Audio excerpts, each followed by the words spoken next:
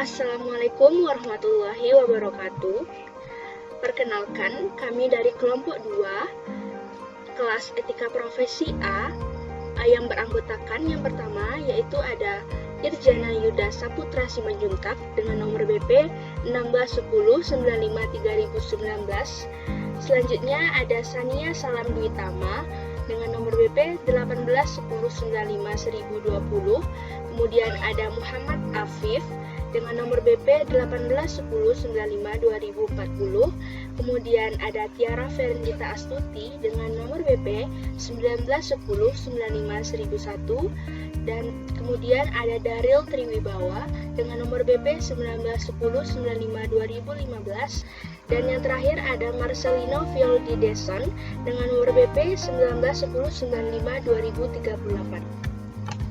Baiklah, di sini kami dari kelompok 2 akan menjelaskan materi dari etika profesi kelas A yang diampu oleh Bapak Baharudin MT mengenai etika profesional. Nah, di sini ada beberapa sub pembahasan yang akan dibahas pada materi kali ini. Yang pertama yaitu ada latar belakang. Nah, ini berisi tentang apa aja itu kode etik dan kaitannya dengan profesi. Kemudian ada di subbab kedua yaitu mengenai lembaga profesional, yaitu berisi tentang apa saja lembaga profesional itu, tujuan dan fungsinya. Kemudian di submateri yang ketiga yaitu ada kode profesional. Ini membahas tentang profesionalisme, ciri-ciri, dan kode etik dan kode profesinya. Kemudian materi yang terakhir itu ada kesimpulan. Kesimpulan di sini berisi tentang inti dari semua materinya.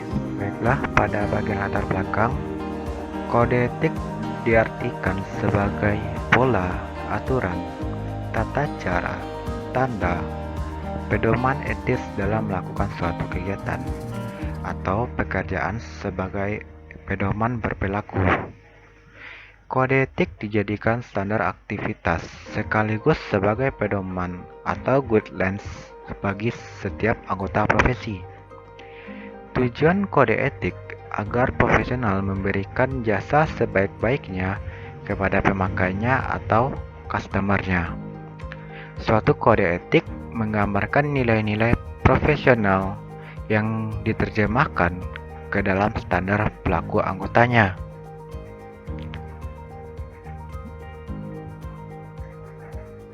Jung pada tahun 1981 mengemukakan 4 asas etis, yaitu menghargai harkat dan martabat. Yang kedua, peduli dan bertanggung jawab. Ketiga, integritas dalam hubungan. Yang keempat, tanggung jawab terhadap masyarakat.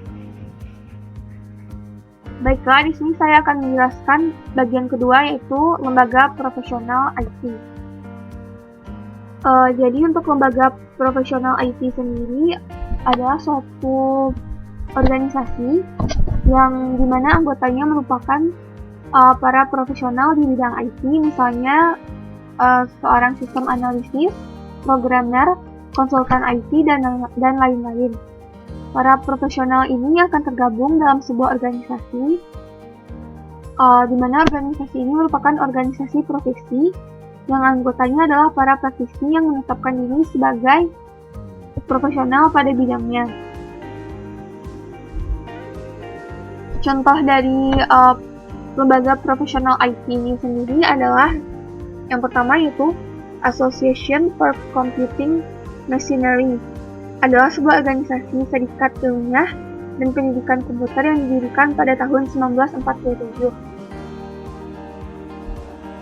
Anggotanya sendiri terdiri dari para profesional dan para pelajar yang tertarik dengan teknologi komputer.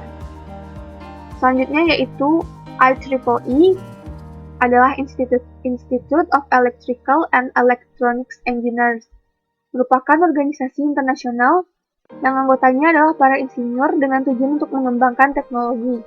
Peran organisasi ini adalah mengembangkan standar-standar yang ikut dalam usaha mempercepat teknologi-teknologi baru dalam bidang industri dan engineering, yang meliputi telekomunikasi, jaringan komputer, kelistrikan, serta antariksa dan elektronika.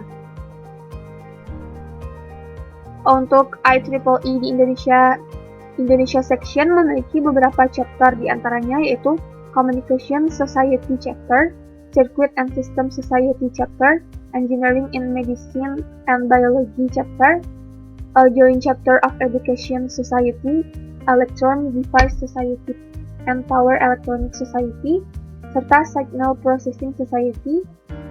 Dan untuk organisasi secara regionalnya yaitu Southeast Asia Regional Computer Confederation. Merupakan sebuah himpunan profesional IT di Asia Tenggara yang dibentuk pada tahun 1978 di Singapura. Sedangkan untuk profesional IT di Indonesia sendiri, yang pertama yaitu IPKIN atau Ikatan Profesi Komputer dan Informatika Indonesia, adalah organisasi yang independen dan beranggotakan para profesional dalam bidang komputer dan informatika.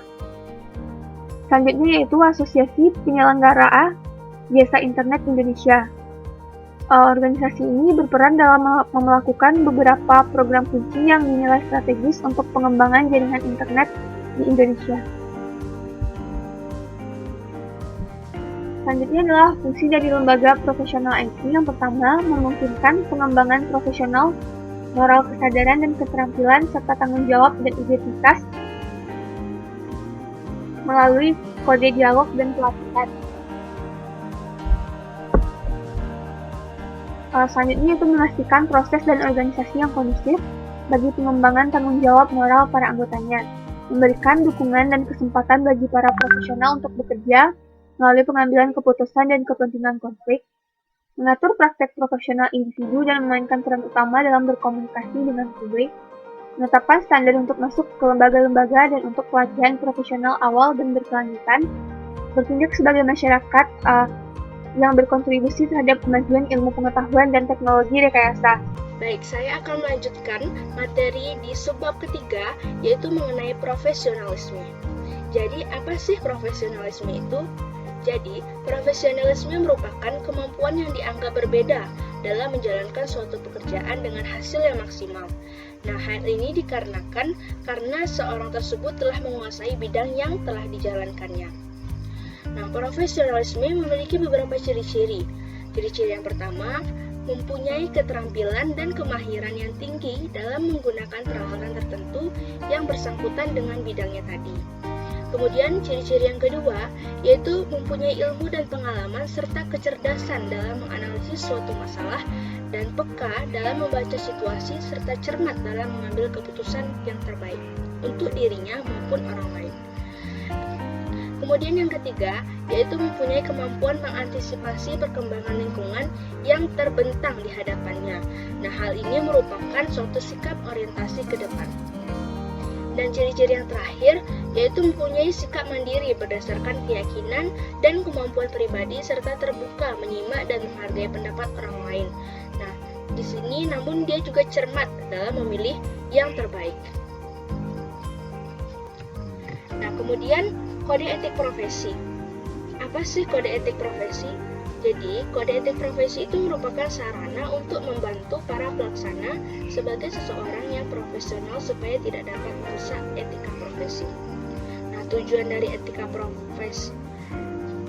dari kode etik profesi ini yaitu untuk menjunjung tinggi martabat profesi, melindungi pihak yang menjadi layanan profesi dari perbuatan malpraktik, dan meningkatkan kualitas profesi, menjaga status profesi, serta menegakkan ikatan antara tenaga profesional dengan profesi yang disandang.